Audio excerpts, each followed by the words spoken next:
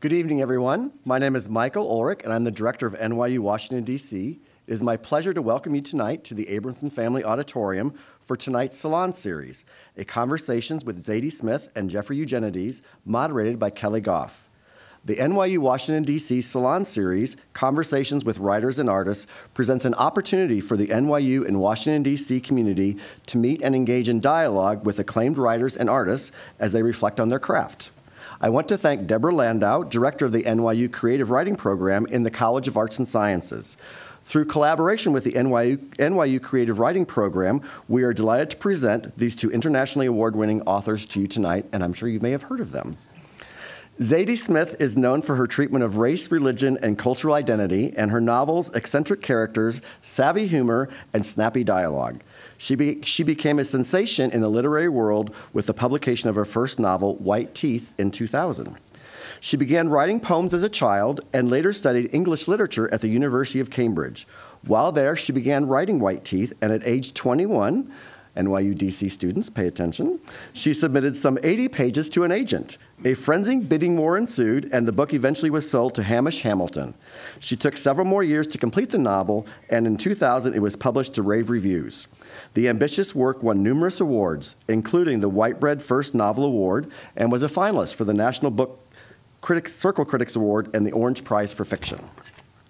Much like his character, Calliope Stephanides, Jeffery Eugenides was born to a Greek-American family in Grosse Pointe, a wealthy suburb of Detroit, Michigan. He graduated from Brown University magna cum laude and received his master's degree from Stanford University in English and creative writing. He is currently professor of creative writing at Princeton University and has received many awards for his work, including fellowships from the Guggenheim Foundation and the National Endowment for the Arts, a Whiting Writers Award, and the Henry D. Vercel Memorial Award from the American Academy of Arts and Letters, and a little something called a Pulitzer Prize. Much of his work is set in Detroit, including both Middlesex and his earlier novel, The Virgin Suicides. I am pleased to introduce you to our moderator for the evening, Kelly Goff. Kelly is a journalist, author, playwright, screenwriter, and NYU alum from Gallatin. Currently a columnist for the Daily Beast, she is also the host of the new series, Political Party with Kelly Goff, on NPR affiliate WNYC. Her work as a journalist has appeared in publications Time, Cosmopolitan, The Washington Post, and many others. The author of 2 books, she recently began writing for theater and television. She just completed a 2-year fellowship with the famed Public Theater of New York and recently won an NAACP Image Award for her work on the critically acclaimed television series Being Mary Jane. She is a graduate of NYU Gallatin School of Individualized Study and Columbia University. Please join me in welcoming our panel.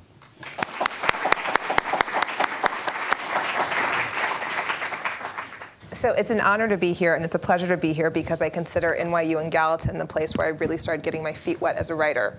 And I'm also honored to be here because I'm such a fan of both of the two people I'm sitting here. You know, there's that famous saying that knowing whether you're the difference between being a writer and an author. In the company of these two people, I feel very much just like a writer. These people are authors, and I'm a huge fan of your work, so it's really exciting to be here. What's Gallatin School? The Gallatin School of Individualized Study is a create-your-own-curriculum school, or as I like to call it, and my parents do too, Montessori for grown-ups.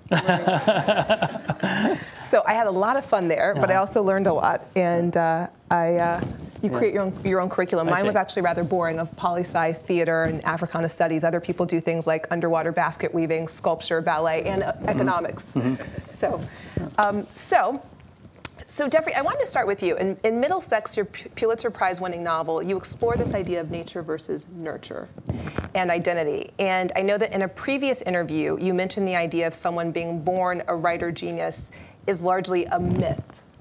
But I wanted to start by asking both of you, do you believe that you were born to write, or did your life experiences turn you into writers? First of all, I want to say there's the nuclear security summit going on today. So I don't know. We're handling the tough questions tonight. There'll be questions about that later. Yes. I mean, you're born with certain abilities and certain interests that seem innate, but when I look back in my life, there was a fair amount of chance that brought me to writing and then made me decide to be a writer. Such as? Well, I mean, I remember writing as a kid and liking doing it quite a bit and being excited. They used to give a assignment where they would give you the first half of a story and you had to finish it in 6th grade, and I loved finishing these stories. I actually wish I could write my books the same way now. It's always the first half that gives me the trouble.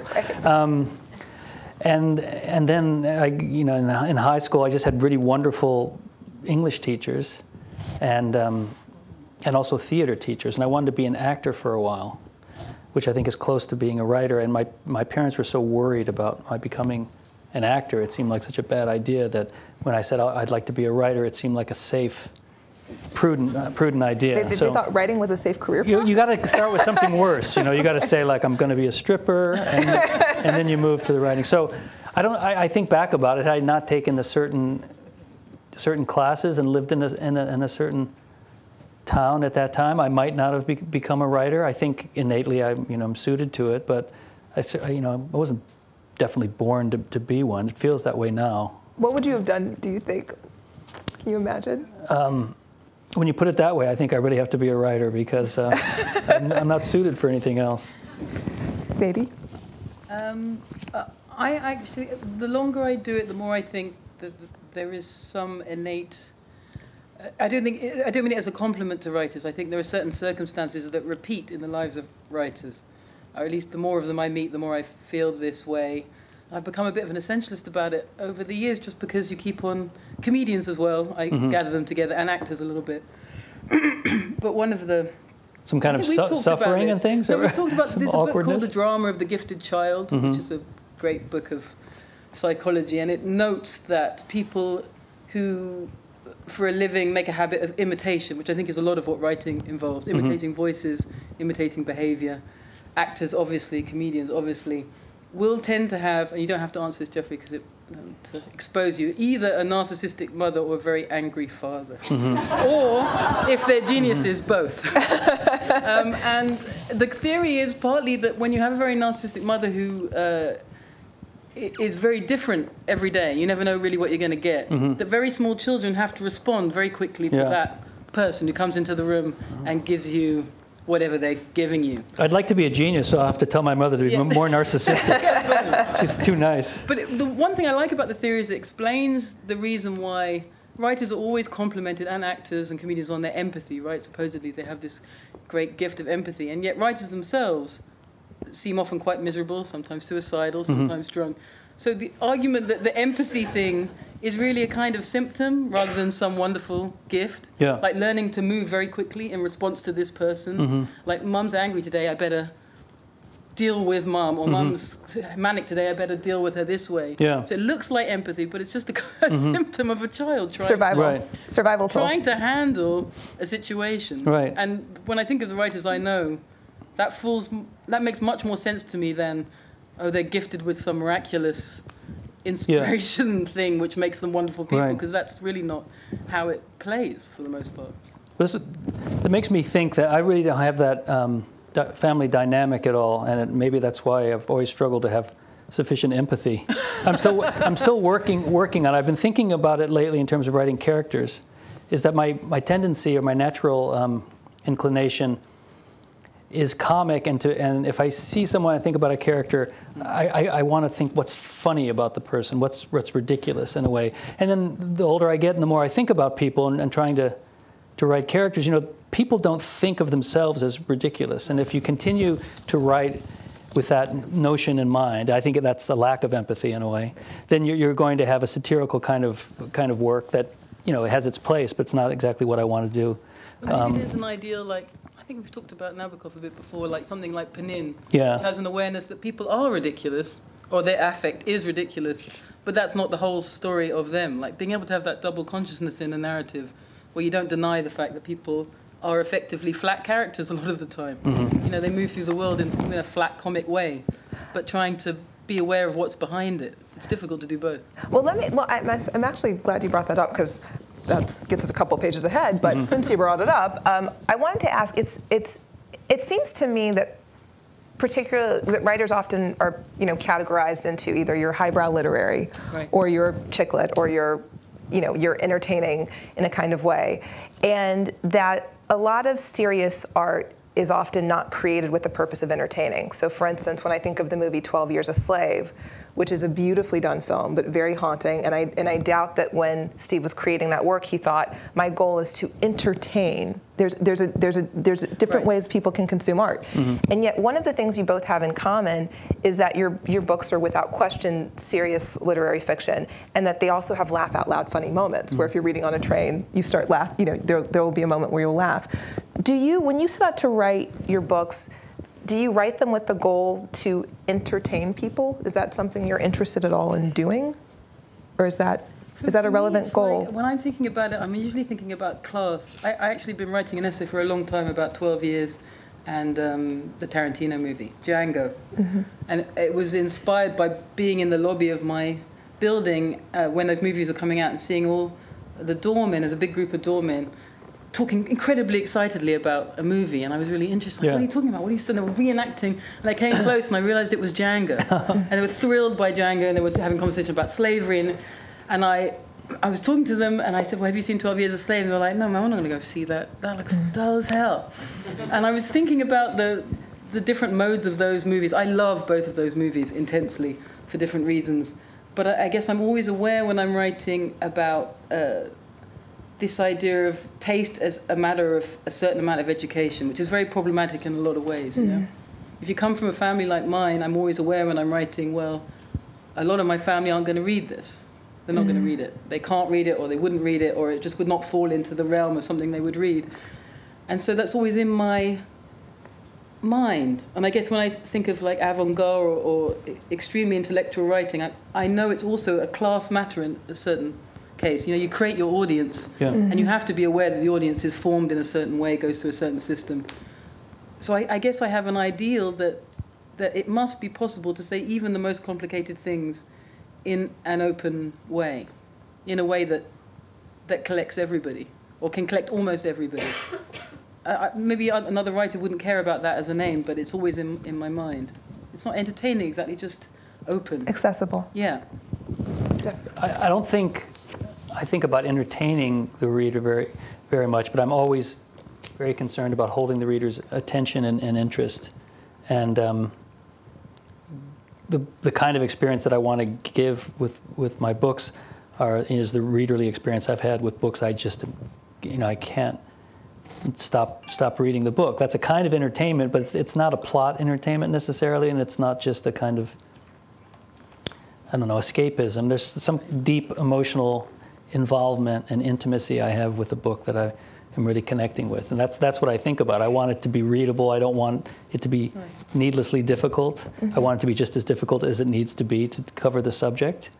So I don't want to pander in any way, but I'm very happy to make it, to make the path through the book as easy and pleasurable and engrossing for the reader as I can. So I think about that all the time. Do you think that makes you? I'm not trying to get you in trouble with any of your friends or peers, but do you think that makes you rare? Because I certainly do, get that impression in the different worlds we all move through as a writer, that there are some people who take great pride in the idea that only certain types of people will read their book. And that's how they see it. It's not that it's not that not a lot of people read my book. It's that a certain type of person appreciates my books. And if people find them too hard to read, then those are not the right kinds of people to be reading my work anyway. That's true, but I try not to be, because I think sometimes some of those experiments, like I teach a book by David Markson called Reader's Block, which is from like the mid-90s. And it's made almost entirely of literary quotation. It's almost like a homemade Google of like 19th and 20th century literature. If you are not educated in that canon, the book is literally not legible in a certain sense. Like it wouldn't be meaningless to you as you read it. But I feel when I'm reading that he's trying to make explicit what is always true when we're reading, that certain communities form around a book. When I'm reading Jeffery's book, I will have a knowledge about a certain amount of it. I might not know Detroit. There might be some part of Detroit which is blocked from me, whereas the reader who's from Detroit, born and bred, or even of Jeffrey's exact age from that area, has a different relationship with that book. So you're always being blocked off in different ways. So I try and, I don't get like angry at the avant-garde, which is very determined to create a narrow space, but I The thing I do find annoying is the idea that emotion, as Jeffery said, or to be compelled or subsumed by a book is in some way inherently anti-intellectual. That I do not find to be the case. The whole person reads the book, and that's the person I want, the brain and everything else. Well, it's interesting because I think on the surface, people would look at the two of you and assume, you know, that your writing may not have as much in common because you have such different backstories. But when I was, as someone who's reading both of your work and has read your work, I kind of was struck by the fact that you both do such a great job with depicting, I guess the trendy word now is the other, people who have experiences as the other. And so in Middlesex, the lead character is a hermaphrodite. You depict a number of characters who are from mixed race families or multiracial. And so I was wondering, do you think that your background, the fact that you come from an immigrant family and then went to an elite prep school, you were from a mixed race family yourself, do you think that in some ways, I guess the only term I could think of to describe it, do you think that that imbued you with the ability to be culturally bilingual, and that shows up in your work in a way that had you not had the experiences that you have, you would not be? I think it's broader than cultural bilingualism. I think that the ultimate artistic instinct is to know that your life is contingent, is to have some sense that it could have been otherwise. And it just happens if you're born, say, to one black parent and one white parent. It's really obvious that life could have been otherwise. You could have been white, you could have been black, they could never have met. The accidental nature of your life is kind of like front and center. But everybody's life is like that, wherever they're from. It's all accidental. You didn't have to be born in London or Washington or Houston, or it's all contingent. But I feel like the artist is a person who, for whatever reason in childhood, is made very aware that things could have been otherwise. Something else could have happened. And that's like an exemplary narrative instinct. I just thought of an answer to your other question, why you become a writer. Because I think in writing about the other, which I typically do, and someone who feels like a misfit, I think that's what makes a person a writer. At a certain impressionable age, you feel like a misfit, and you become a spectator of life for whatever reason, and it ends up, you know, being, depending on what art you choose, maybe writing, maybe acting, maybe something else. But that's what I think did it for me. In terms of being culturally bilingual, what I have is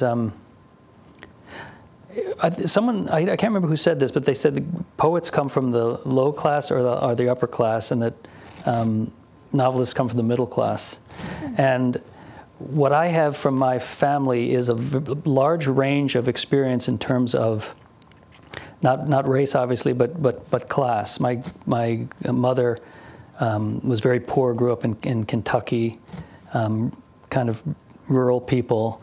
And I've learned a lot about her family recently that I didn't even know. That they actually came to the country in 1650 and wandered around through the Cumberland Gap and things like that. So they go back to the States a long time. And then the other side is Greek immigrants. So I have connection just from growing up with poor Southerners, with immigrants from Greece, and then because of the school I went to with rich people, and as my father prospered with a more upper middle class life. So I saw a large range of what it was like to live with different means, and I think that's been useful, or will continue to be useful to draw on. I guess I'm just pondering that. Well, actually, I'm pondering the fact of how much of being a misfit turned me into a writer, too. Yeah. You've given me something to think about. One of my favorite lines you've written, well, actually that anyone's written, but you happen to write it, is in your essay on Their Eyes Were Watching God, where you write, white novelists are not white novelists, but simply novelist, and white characters are not white characters, but simply human. Do you think we will ever get to a point in which the work of women writers and black writers and the characters they create will be judged just as such?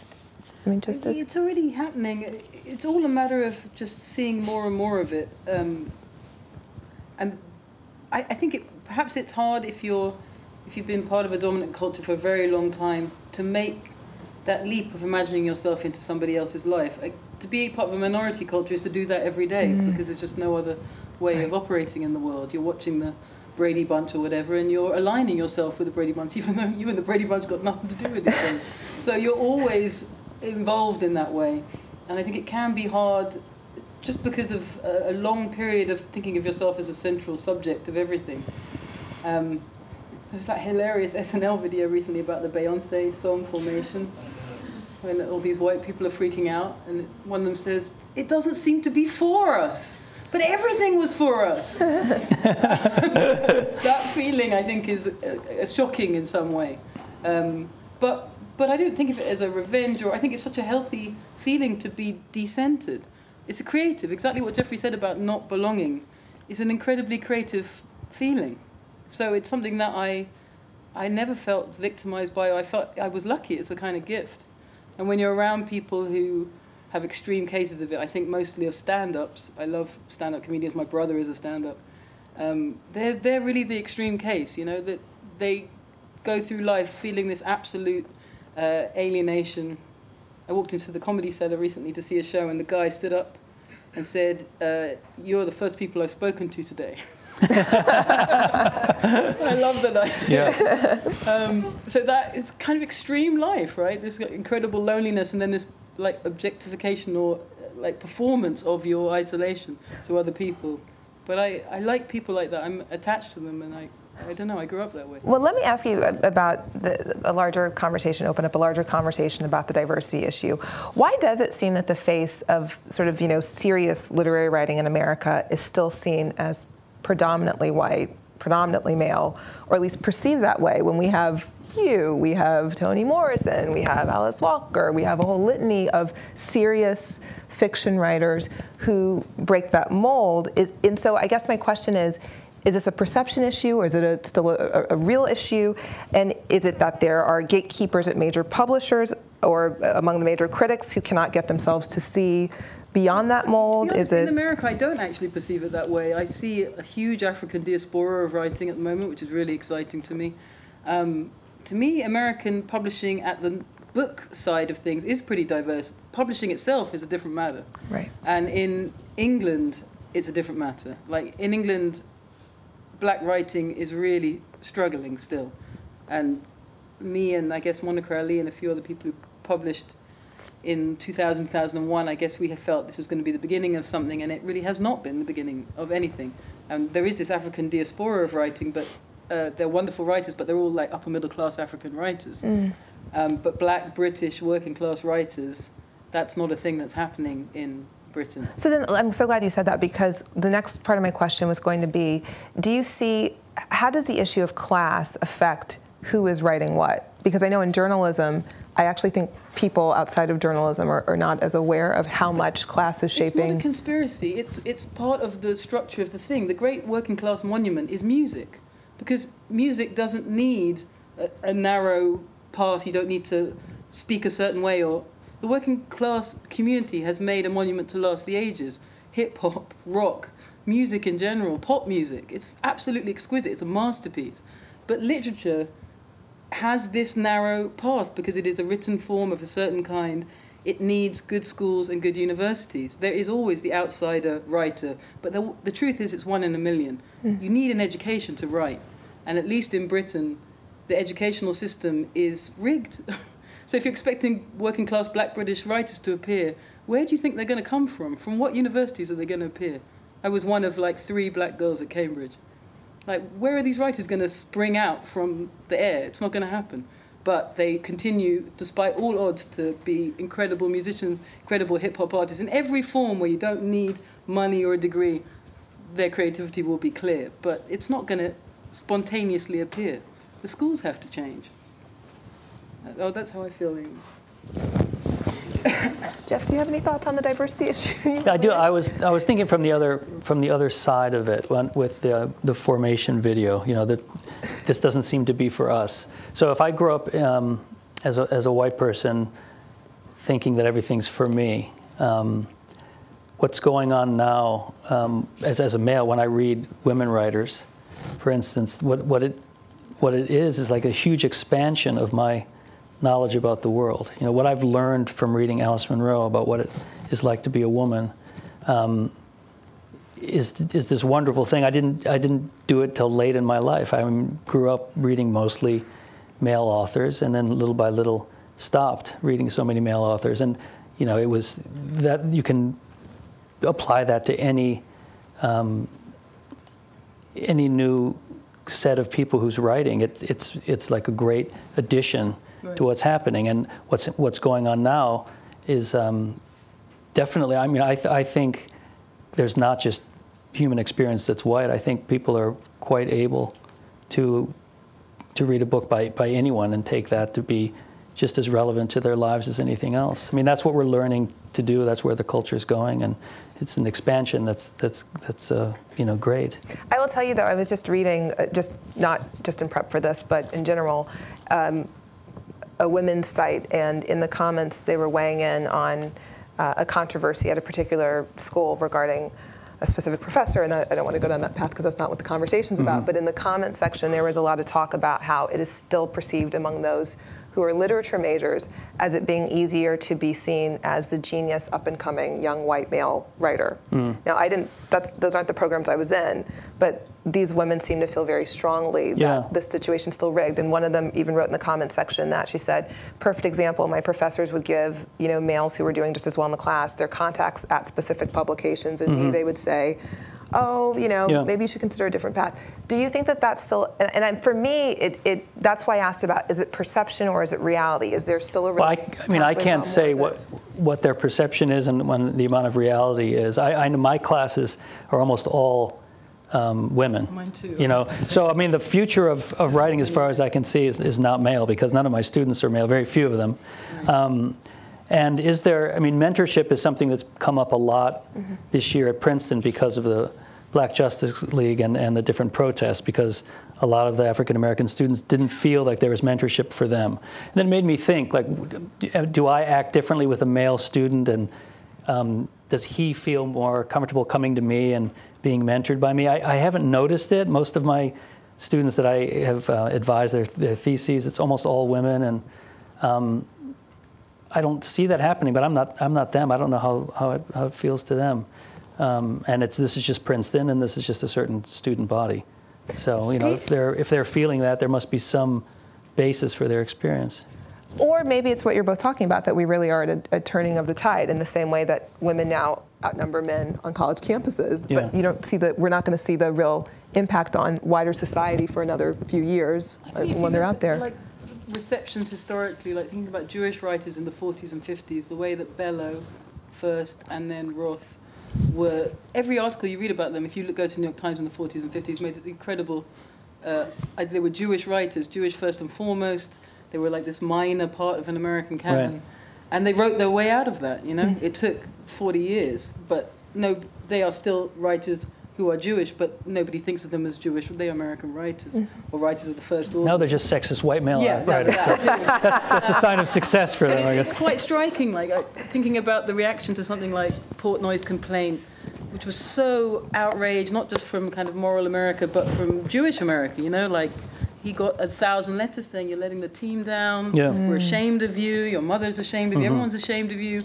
So it takes a while, It's always a shock when this new voice appears.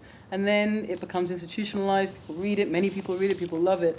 And you get all the way, as Jeffrey says, to becoming like the big bad guy at the 50 years down the line. That's how writing works. Right. So we only have one American Nobelist now, and it's Toni Morrison. It's not a man, so. Well, let me ask you this, because Zadie mentioned this in terms of England, but I'd really love to hear your thoughts, if you have any, in terms of America on the class issue in writing. Because I don't know if you've noticed, but sometimes it's hard financially to make it as a writer. Yeah. So I've heard. But in all the arts, I mean, if you look at visual artists, it's very bad because it costs a lot to have a studio.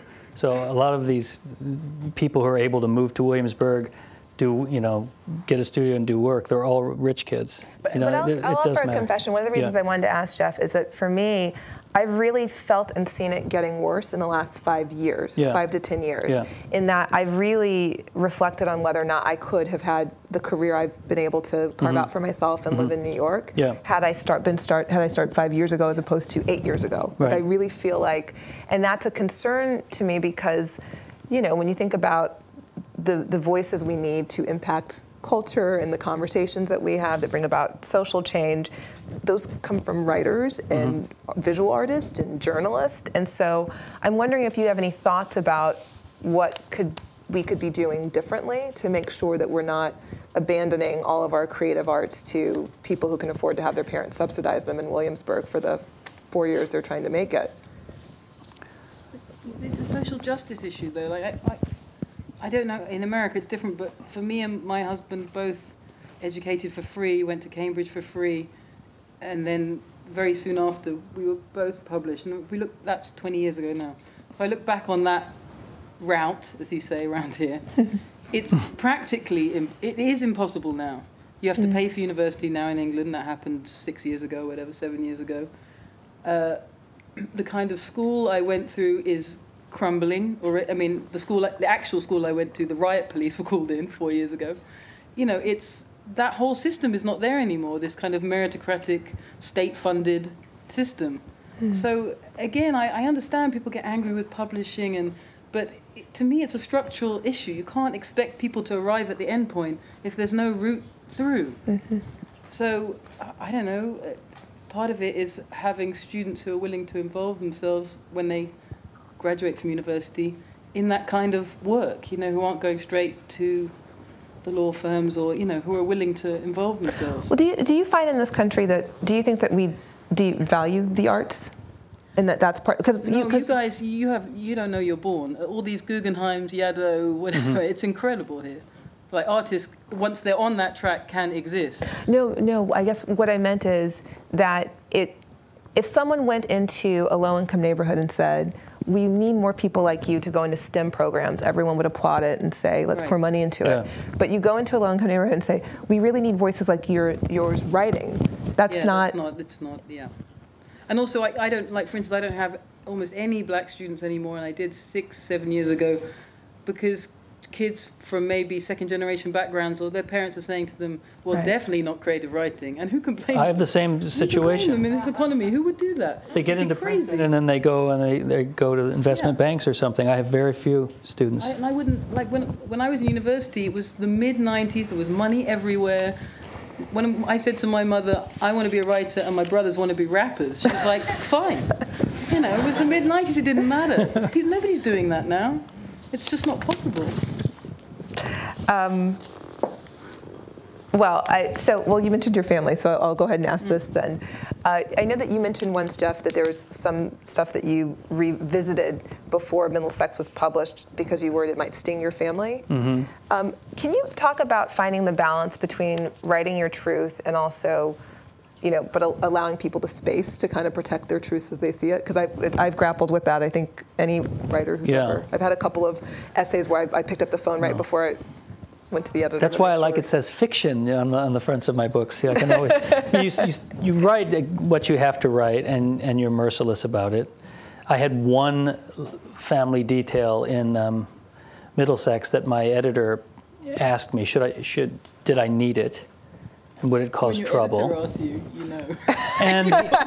And I didn't need it, and I took it out. I'm glad I took it out. But if it was crucial, I'm going to go with the story that I need to write. People get angry at you, but they usually get over it. I've written about people. I have people who hate me because they've seen themselves in my books, but they're free to, you know, put me in a book and make me look awful. I can handle that, you know.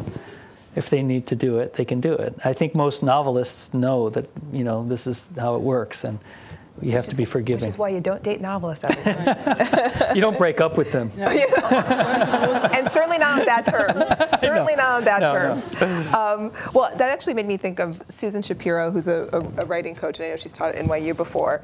And she used to tell this story about how someone in her family who was a plumber, she had mentioned writer's block, and the person was like, honey, there's no such thing as plumber's block. You got to do your job, you know. And so, which I thought was such a funny, like, oh, okay, right. Have either one of you ever grappled with? I mean, I know every writer has moments where it's hard to write, but have either of you really struggled? And if so, is there a secret for how we get through it? I mean, at the moment, it's much more practical. Like I was saying to Jeff backstage, I've lost my childcare, so that's my writer's block. Like I can work from 9 till 2. And then I'm effectively blocked because I got nowhere to go. Nothing I can do, so I have to. But it can be quite productive, those kind of things. You know, if you know you've only got 4 hours, you got to make those 4 hours really work. I did have, I think, maybe 4 or 5 years ago, I think it's depression really is what it is. You can't see any, it's not that I don't have ideas, it's just that I can't see anything that I'm writing is of any worth. I would call that a blog. Yeah, Can't get out of it. I'm terrible that way. I have a lot of indecision. Yeah. So I write and rewrite it and get tired of it and go on to something else and have a bright idea, then that starts to look bad, and I go back to the other one, go back and forth. Years pass while I'm doing this, and then I get very upset about it. So I write in a constant state of writer's block that's productive because I'm churning pages out, but often it's not conclusive. How do you find your way out of it? I'm really trying. I think it's a deep psychological problem I have, and I'm trying to fix it before I die. It's really painful. And to think that, I mean, I'm 40 now, you just don't expect to still have those feelings. You think, I don't write one day. It's got to not be like that. I'm going to sit down and write with some more pleasure, at least, more pleasure. But it just, it's the way it is. I just read an article about Tiger Woods, trying to figure out what happened to Tiger Woods. When the mojo goes. Yeah, and getting the yips, at, doing his short game, and horrifying it really is like writing. If something gets in your head and you get spooked, and you think you can't do it, no matter what you're doing as a human being, you can really lose your ability to do something. The confidence that you need has to be there, and yet it can't be egocentric at the same time. So it's a difficult balance. Well, so let me ask you this. I know that for other forms of writing, whether it's screenwriting, certainly in journalism, social media has had a profound impact, and in many ways not a good impact, right? Because it's whether or not people are worried about saying something that might possibly offend someone to the extent that it paralyzes any of the in-depth conversation that needs to happen on particular subjects, or whether it's the fact that one person who has, one Twitter follower can write something devastatingly brutal about a particular piece, and it reverberates in this way that's picked up massively. And so I know it's literally a conversation at the upper echelons and other forms of writing, but I'm wondering about in the literary world. Are you immune to that? Is that stuff, does it impact it in any way? If you want to ruin your day's writing, and I think it's deliberate, you're going to do it deliberately. If you go online and search for stuff about yourself, it's like you might as well be cutting yourself. It's self-harm. And you'll stop. You won't write that day, and you might not write that week or that month or 6 months. So I don't do it anymore just because I just can't. I can't even let a little bit of it in. So I'm not involved in social media in any way. It's just pure survival. Like I want to do my work, and also perhaps like egotism. Like you want to do your work so bad that you don't do that stuff. It's not like I have such great willpower. It's just that I want to do this more than anything else. So everything else has to not happen. Yeah, I'm not connected to it at all, and it's because I'm just doing something else. It's not even much of a decision. Do you think it's affecting the literary world at all? Yeah. The people that are doing it are getting messed up by it, probably. Completely. You would once upon a time you'd write a book, and of course people had opinions. There were reviews, and you met people in the flesh who would. But the idea of writing something, an article, and then finding out in 1 minute what 50,000 people think of it, is a demented procedure if you want to try and write. I mean, it's just, you can't write under that feedback loop. And you start seeing the writing responds to the feedback loop, which is the most depressing part of it. I'm getting scared even hearing about this. I didn't know this existed, really. I knew it's out there somewhere, but... But the interesting thing about pulling back from it, like I totally, thumbs up to the kids who can do it. They've got tough skins or whatever they've got. But now I think of the way I write as like I'm kind of like a slow food movement.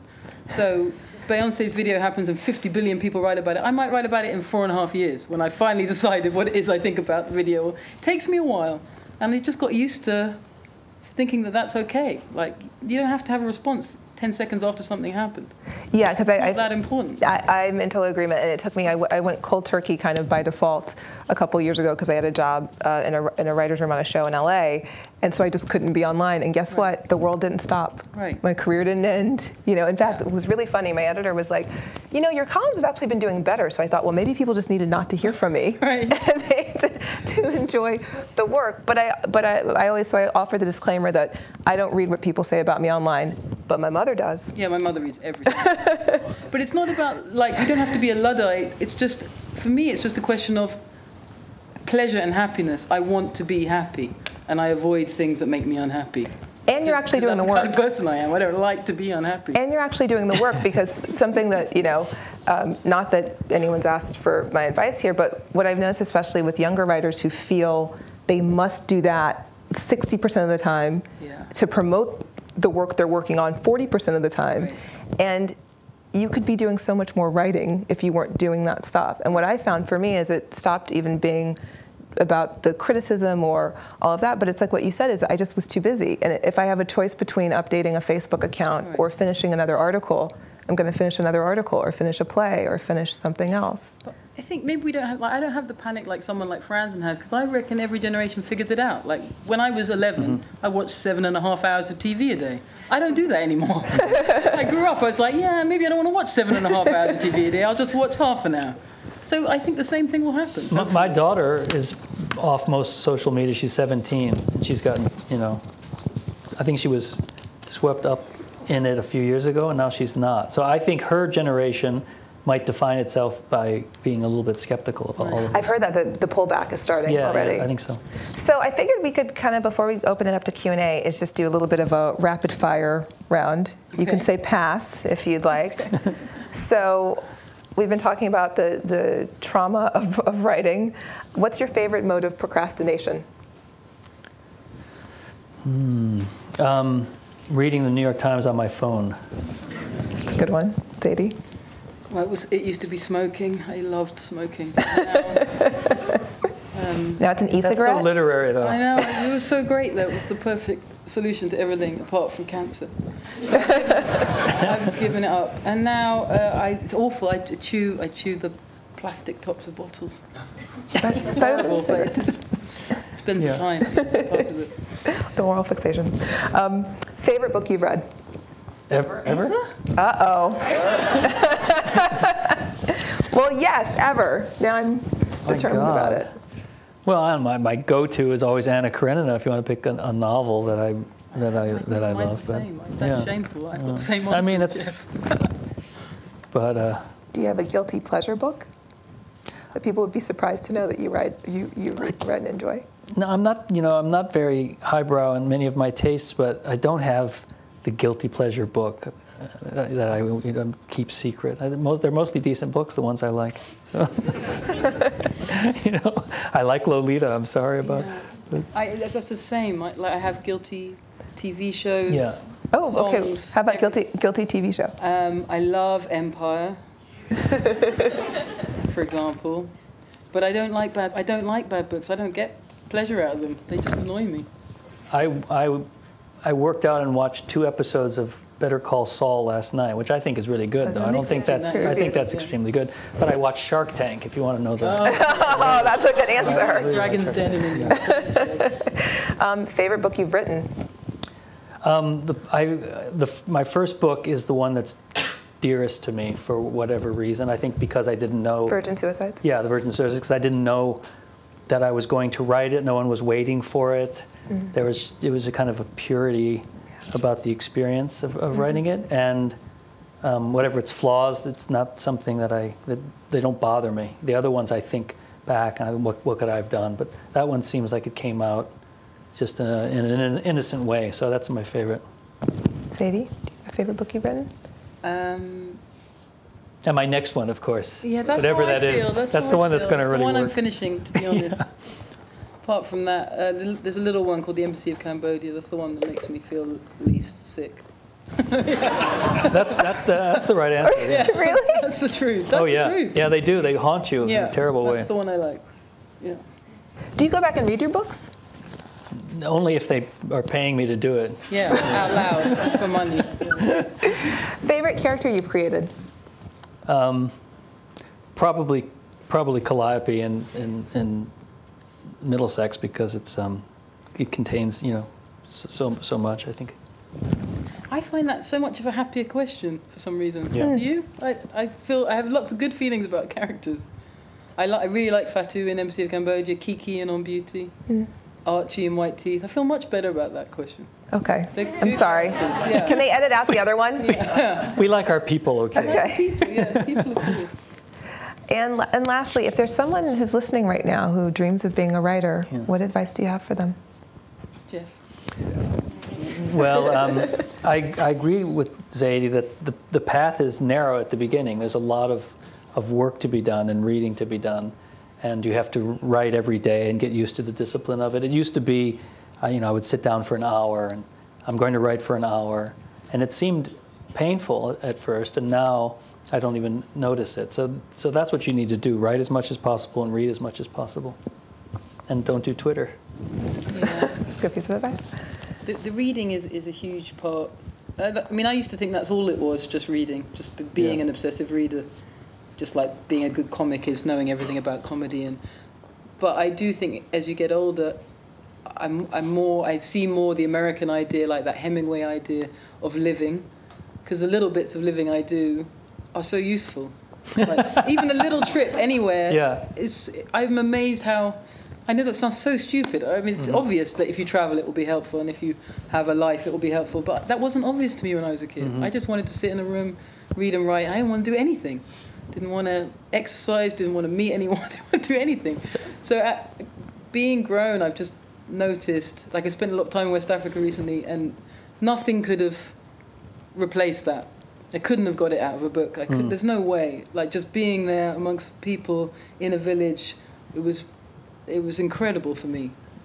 Just so useful for writing, and it's taken me a long time to work that out, but got there in the end. You know, because I'm older, I feel like I've reached a point of having a Proustian backlog. Like if I just go into my attic room where I write now and never leave, memories. I have enough to write about now. There's so much I haven't done. I don't need anything else to happen to me at all. But I needed something, and something did, and so it'll take me the rest of my life to figure it out. So with that, we'd like to open it up to questions. There's someone up there with a microphone. If anyone wants to raise your hand. Sorry, it's a friend of mine. Sorry, carry on.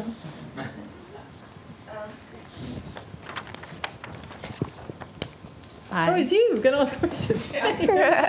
I just finished reading Big Magic by Elizabeth Gilbert. Right.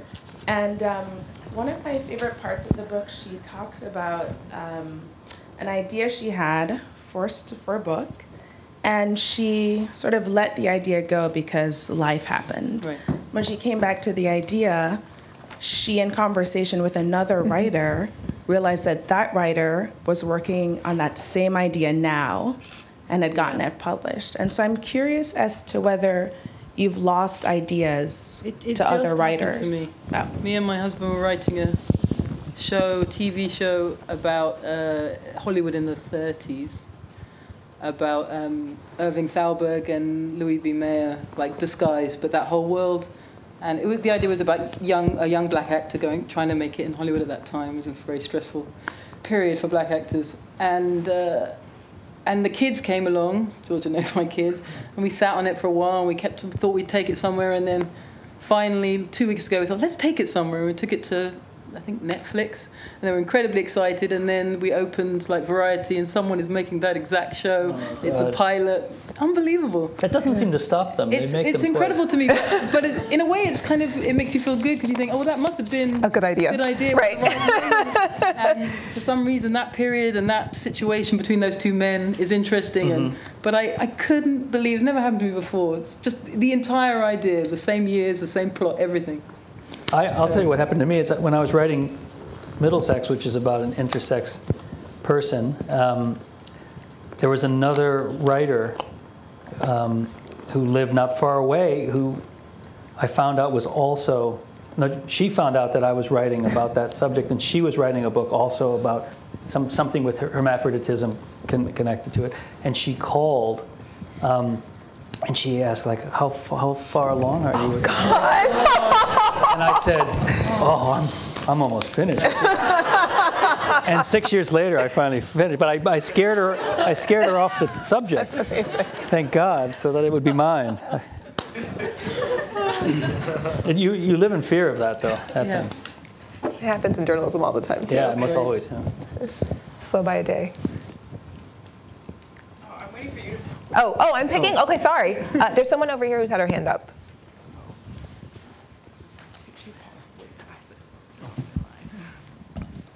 And I'm sure you guys are a well-behaved crowd, so I don't need to say this, but I'm going to. Questions, not comments, or monologues or soliloquies, please. Hi, I'm just wondering, what's your writing ritual like? Is there like a set of things you need to do before you finally sit down and write, or do you just have to kind of force yourself to sit down for you in your attic and just like write? I think it really is a luxury of young people, this idea of rituals. Or I really don't know what you're talking about. I get the kids in school and I go to the library. There's no... The ritual is there a nanny? That's the ritual. Is there childcare today? There's nothing else. Nothing else happens. My daughter lives with me, but she's 17, as I said, so she deals with, she goes to school and takes care of herself. I just go upstairs and work when I wake up. It's very simple. Yeah.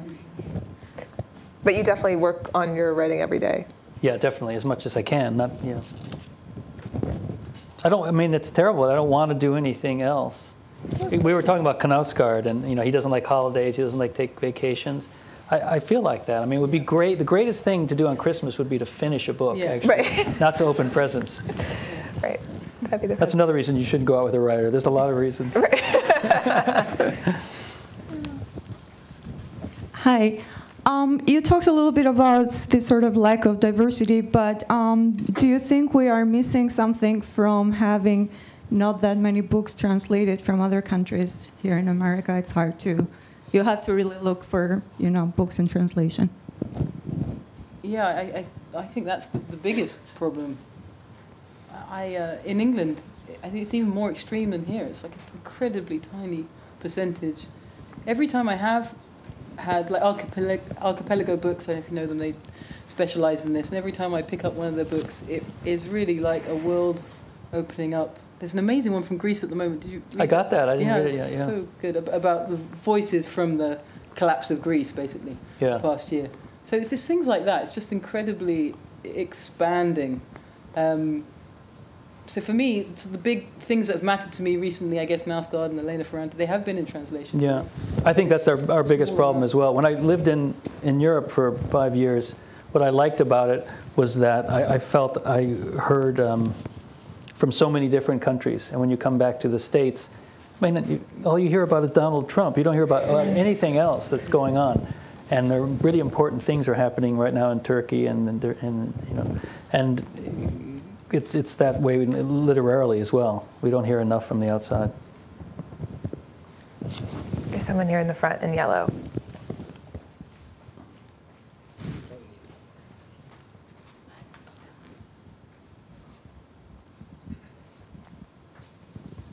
Hi. Who's your favorite living artist, sculptor, photographer, painter? Visual artist? Visual artist, yeah. Living, yeah. I love Gerhard Richter, the German painter. He's somebody I really admire, and I probably would pick him. I have to think about it. I don't know. I'll just say why I like him while she's thinking. He's mastered so many different styles. He can paint realistic portraits of a candle. He's done abstracts by wiping the canvases. He's done amazing large paintings of Madrid just using white and black. I like that because he didn't just get one idea and endlessly repeat it. He keeps changing his mode. And yet, if you look at it in totality, it all does seem to emanate from one person. I've always felt badly about myself because I have very different impulses in my books, and they're not really like each other. I keep doing something different, and I felt that was maybe a defect. So when I see someone like Gerhard Richter, I feel a little bit better about myself. I don't know if I have a good answer. Like, thinking of all the things I've been to see recently, they're all really long dead. I do look at a lot of... I just went to see the Van Dyck, so that's all I can think of right now is how extraordinary the Van Dyck was. I don't think artists I know a little bit, like Cara Walker I really love. But I guess I'm a bit backwards looking in the visual arts. Shame for me.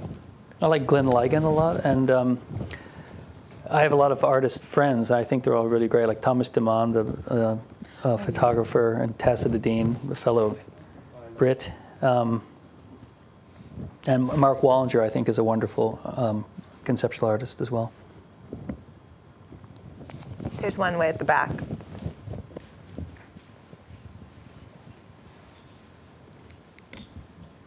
For each of you, do you have a particular kind of scene that you like writing, like party scenes or internal monologues? And are there particular kinds of scenes that you try to avoid writing unless it's really necessary for where you see the book going?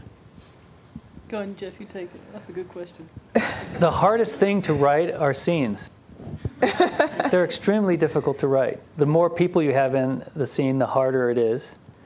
I'm fairly competent with prose and with a long paragraph. I usually can describe things and explain things, but to have the dramatic movement of a scene, to describe what people are saying and not, and allow the reader to see what's happening, I find very difficult. So I don't have a favorite one. The easiest one for me to do would be is teenagers for some reason. When I do teenagers, male or female, I hear the voices more quickly, and I can get into those scenes. But if I stray into provinces where I don't know the people very well, then I have trouble and usually cut the scene out. I definitely like meetings. I noticed NW is almost entirely constructed between people meeting. Two people meeting, crossing. Who haven't met before. Who haven't met before. Sometimes those are hard. Different places. I like that a lot. I love domestic arguments. I love men and women shouting at each other. I think my childhood, that was the backdrop to every day of my life, and I've become very familiar with that structure. So I like that. But anything with dialogue, really, I love to write dialogue. But I have the feeling that I have to try and control myself, because otherwise it kind of runs away with me. I don't want to write a book that's nothing but dialogue, but it's always a temptation. Yeah. That's a great play. Yeah, exactly. I should just write play. Bother with the middle bit. Thank you both for your words. Sorry. You both mentioned the importance of education. So Jeffrey, you were talking about having really great teachers, and Zadie, you mentioned schools need to change. So I'm wondering, just in your experience, what's worked, kind of what's scaffolded and supported you to get to where you are, and how can that be replicated and emulated elsewhere?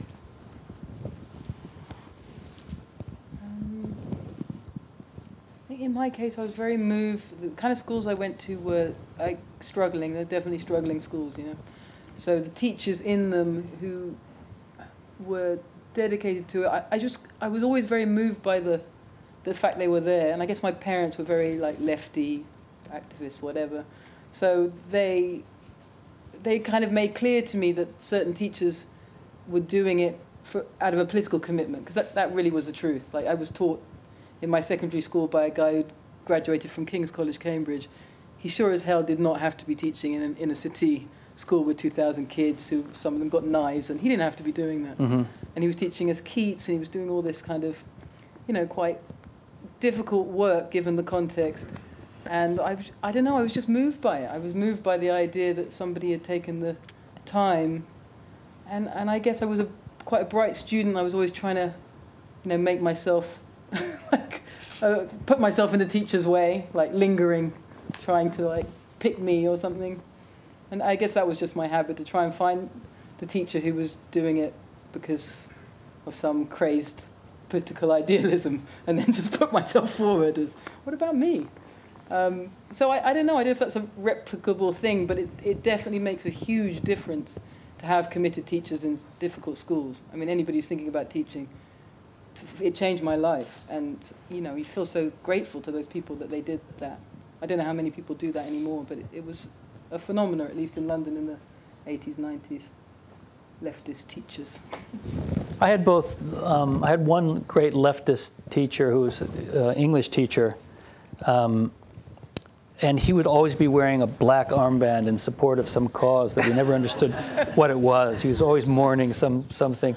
And at the same time, he was extremely old-fashioned, almost fussy, and punctilious. He'd actually grown up in Brazil, but he had a kind of English accent. I could never understand how he came to be who he was. But he would have me come over to his house while he ironed, and then have me read aloud Tale of Two Cities to him. And just the fact of getting to go to a teacher's house and him being interested and reading Dickens aloud for an hour or so had a huge effect on me. But on the opposite side, I had a Latin teacher who was not leftist at all. She would come into the class and we would have to stand up when she came, as though she was the queen, and she referred to us as infants in a kind of endearing way, you know. But infants, and she would be so upset. So you go back and forth between this kind of lovely, almost like Pinochet-like person, and a Che Guevara in English class. There was the oscillation that was interesting and helpful to me.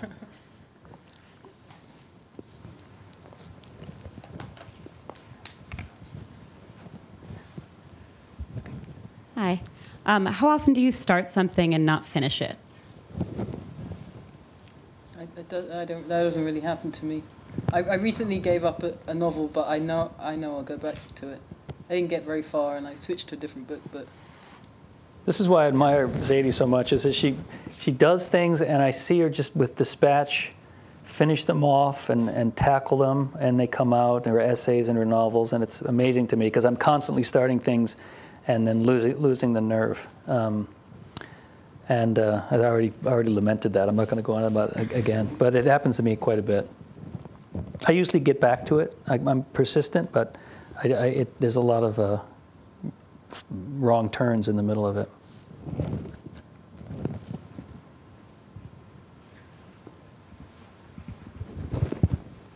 Hi. You both mentioned the importance of reading and how it makes you a better writer, but how do you strike the balance between the time you spend reading versus the time you spend writing? Like, how do you know, maybe you're reading so much because you're procrastinating, maybe, or I don't know. Since I had kids, my reading time has been demolished, and because I had to make exactly that choice. Like, realistically, what am I going to do in those 4 hours? And I've got to write, so I can't read. But I experience it as a massive loss. I think, at least when I was younger, I definitely thought of myself as a writer as a teenager and when I was in college, but the sum total of my work was about 3 short stories over, 15 years. I wasn't writing, really. I was reading all the time, but I didn't journal. I didn't write at all. And the first big thing I wrote was White Teeth. So just from my experience, it's like 90% reading, and then the writing is a response to the reading. Yeah. When I got to college, I hadn't read that much, just the things they assigned us in school, and then I realized that, and I spent the next 20 years reading all the time. I think I don't read as much as I used to because I have all of that already in my head, though I still read quite a bit. But there's got to be a segment of your life where the reading is probably, you're doing more reading than writing. But if you want to be a writer, obviously they can't go on forever. Hi. Do you learn how to be an author through classes, or have you taught yourself? I didn't. In England, we didn't have that kind of creative writing system, so that was not an option. That's why it took her to 22 to write a book. But without my English degree, I don't think I would have become a writer. Not a serious one. I don't think so. That's, to me, what made it happen. Or maybe it would happen, but would have taken longer. To me, it was like a kind of boot camp of a certain kind. Though, of course, you never wrote a word of fiction in 3 years. That's not what it was for. But it kind of... one of the things it does, that kind of survey course where you read everything, 600 years worth of writing, is that you know what's been done. It's very helpful. Very You're trying to do something Yeah. new. You're aware of what's come before, and you're not deluded about the newness of what you're doing. So you don't do some strange visual thing on the page and think, wow, this is so fresh. I just came up with the stream of consciousness thing. Yeah, right. And I have students like that. They just aren't aware of that modernism happened, or they think they've just invented something. So it's useful to know what came before. So I really did need that. And I don't teach workshop myself, but I can totally see the point of having other people read your stuff. And unofficially, I did have that. Like when I wrote White Teeth, I went on holiday to France with a load of friends, and they all read that manuscript and they all worked on it. So that was effectively a writers' group. It's just we were just friends, students together. I teach workshops, and I've been in them a lot, so I shouldn't malign them too much, or I'd be out of a job. But most of what I've learned has been self-taught. I think every writer finally reads books and reverse engineers them and figures out how is this thing made, and you just teach yourself how to do it and how to write the books you're going to write that no one else is going to write. No one can tell you how to do that. Can I ask a follow-up to that? Yeah. Do you think there's ever a point one reaches, because I've been asked this and I don't know the answer, so I'm going to toss it over to you two, where you know whether you, quote, have it or you don't? Is there ever a point where someone's been trying and trying and trying? The only thing I can analogize it to is when I was young, I wanted to be a singer. And I think I have a good voice. It's a really nice voice, and I'd audition and do stuff. But it became clear to me it was really painful recognition that what I was like an imitator. Like I can do voices, I can sing like X or sing like Y or do an Ella Fitzgerald impression, but I was never going to be an artist. I don't mean that as a highly elevated term, but I just wasn't going to make music in a creative way. I was going to be like a lounge singer or whatever, and that was my experience of it. That it was something about knowing that I had a skill, but it wasn't going any further than that.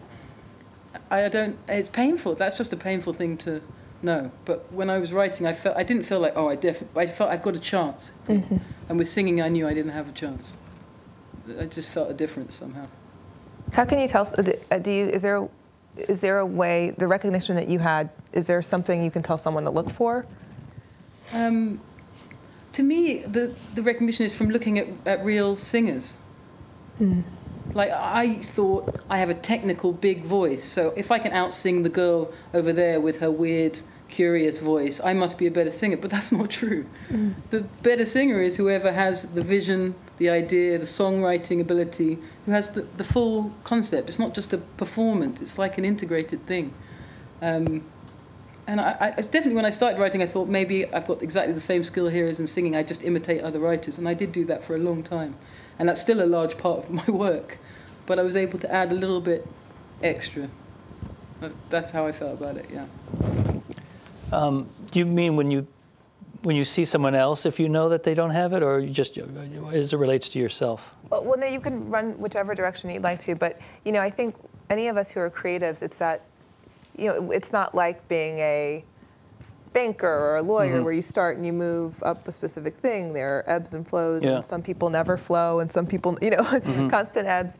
And so I get asked by people, like, how do you know when you should do something else? Yeah. And that's such a hard question to answer. Right. It really is, because maybe I'm just speaking for myself. It's not just it's not just. There's so many components, and I don't know the answer, because sometimes, I'll read something of someone's and think, yeah, they have talent, but I know someone else who it's not a particularly unique voice. So do you say to that person, yeah, you have a nice voice, but it's maybe if you want to do something else, you should think about doing something else, because I don't know that you're going to get to wherever. How do you know? I don't know the answer to that. I know a lot of really talented writers in my classes and things, and it's mysterious why some people end up continuing to write and why some don't. There's a fair amount of luck about it, and about it. Persistence is extremely important. When you know that that's really what you want to do, and you have an ability, you can't do it if you're really lousy at it. But if you have an ability and that's really what you want to do, that that's what tells you that you can do it. It's the interest in it. The thing about writing is I'm just as interested, if not more, now than I was when I was 16 or 17 when I first started writing. So that it's inexhaustible to me as a source of curiosity and as something I'm trying to learn how to do. That's why I know it's the right thing for me, because it recedes in front of me forever, and I keep pursuing it, and that's what you want. Anything else? Do something you love and you'll never work a day in your life. That's my mother says. That's right. Hi. I was wondering, when you start writing a novel, what comes first? Is it the characters or the plot? Do you sort of build your story around the characters or fit in characters into a certain plot? For me, it's for lack of a better word, just the voice. Just have a certain sense of a tone that it's going to be in. And plot and all the rest of it, I just make it up as I go along, which is probably obvious to anyone who's read my books. But I just rely on the tone fitting in some way, and then I let everything else, especially now that I'm older, be pretty subconscious, you know? I feel like I don't make notes of plot, or very, very scarce ones, because I'm kind of waiting to see what my subconscious will throw up. And when I was young, I would have been horrified by that process. But can you say what you told me about the plot of your new book? Yeah, for example, it's in 7 parts, and I just finished the 6th part, and as I finished the 6th part, I realised what the plot was going to be for the whole novel and how it was going to end. I mean, that's a long... It's got further and further back. You know, it used to be I'd know a quarter of the way through or halfway through. Now I'm almost finished before I work out what's happening. And the funny thing with this book is that even though it's so late in the day, the plot is really plotty, you know, it like really fits together. And that's why I have more faith in subconscious work. I think if you read lots and lots of books and you're very narratively made up, a lot of the work gets done. Mm-hmm. Like, you don't have to consciously work at it. It's weird. I would never have guessed that when I was younger, but that's been happening more and more. That just I sit down in front and think, oh, that's what happens in the plot. And it's just one moment of realising it, and then having to do the legwork of writing it all out. We're going to take our last question. Last night, Salman Rushdie spoke on the very same stage you're on now. I was wondering if any of you had any contact with him, worked with him, and then what do you admire about his writing particularly? Did he ask you to ask this question? No.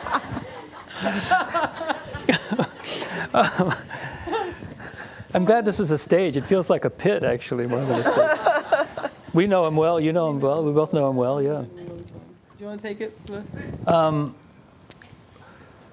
Well, he was, when I read Midnight's Children, I took a year off from college and traveled around the world and ended up in India.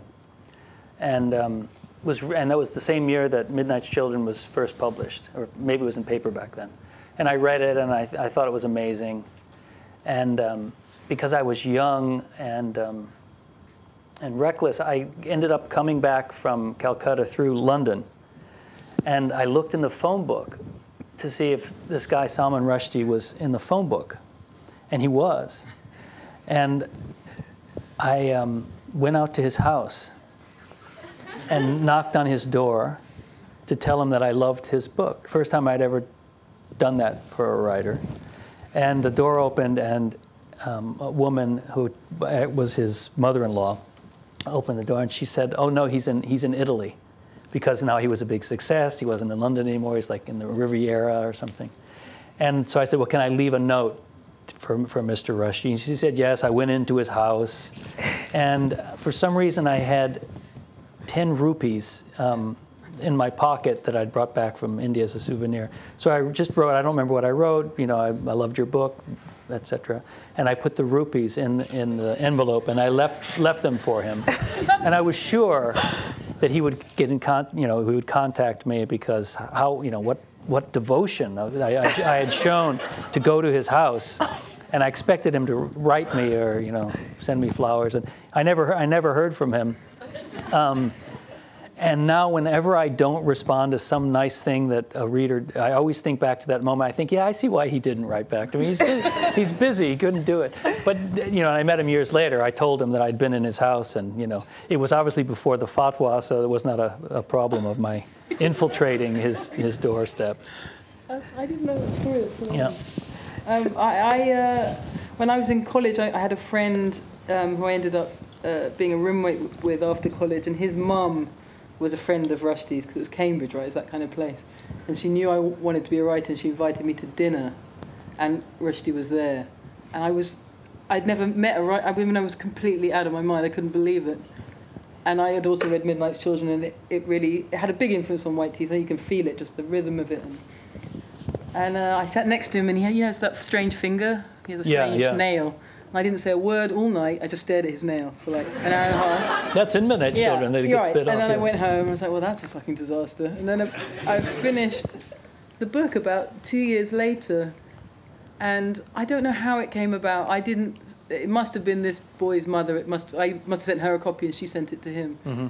And then I came home one day, because I was tutoring, trying to make money in between, and I put in the answer machine and it was Salman. I was like 22. Oh my Salman God. Rushdie on my answer machine. I had friends around. We were all like, oh, I just kept on playing this message. He just said something like, I read your book. I thought it was so funny and nice. And it was unbelievable to me. I haven't thought about that in a long time, but it reminds me that Salman is incredibly generous to young writers. Yeah, I was going to say that he is, yeah. Most writers of his age they don't read first novels, they don't have time for them, or they see them in this competitive way. And Salman reads everything and is hugely supportive. And he put a quote on the back of White Teeth, and it made all the difference, I'm sure, in selling it and going to different countries. But it was that answer machine message really blew my mind. It was terrific. God bless him. Yeah. So we want to thank our guests, Jeffery Eugenides, Zadie Smith.